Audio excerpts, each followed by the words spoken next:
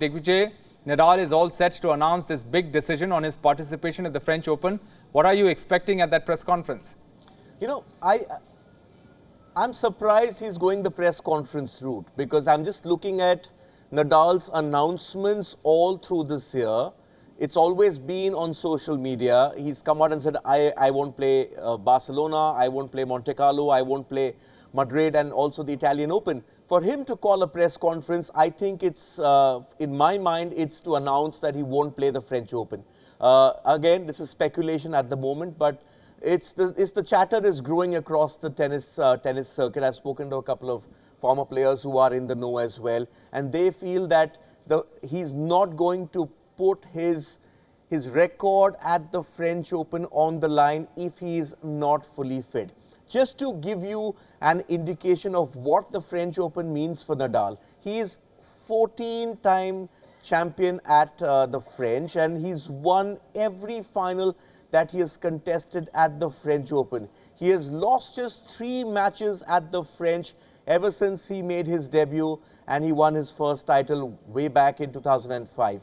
And the 3 defeats came to Robin Soderling, and twice he's lost to Novak Djokovic. Last year, he entered the French not fully fit. He had that heel injury. He still went on and won. But he does not have any significant match practice under his belt. He's not played since the Australian Open, when he went out in the second round as defending champion. So that's the feeling I get, that he won't commit to the French until he's fully fit.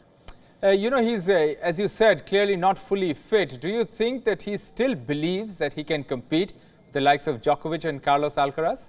Well, that's the big question. The feeling I got, Rohit, from just seeing those videos of him going out there and practicing is that he still believes he can win a Grand Slam. I'll just take you back to the last 2 Grand Slams that he won and where he moved ahead in that GOAT race last year.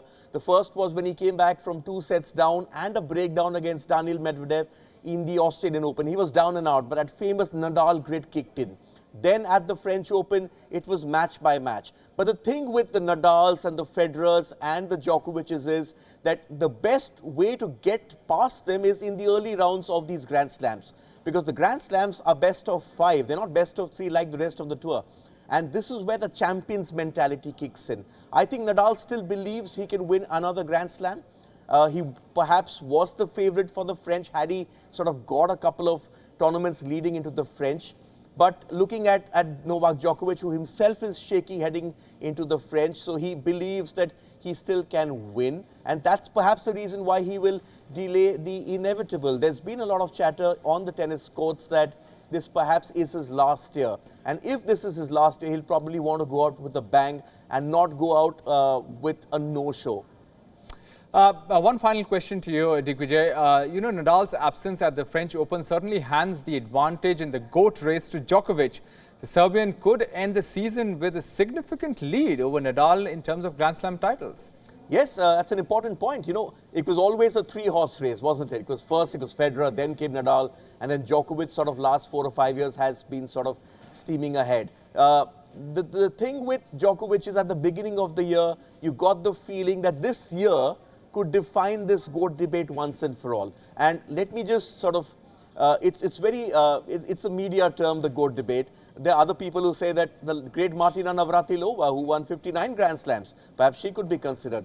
But the GOAT race in men's tennis, let's also not forget that Djokovic will play the French. He's not in the best of form. He had a defeat yesterday to Holger Rune. But Wimbledon, he's been sort of the king of Wimbledon over the last few years. He is going to play the US Open.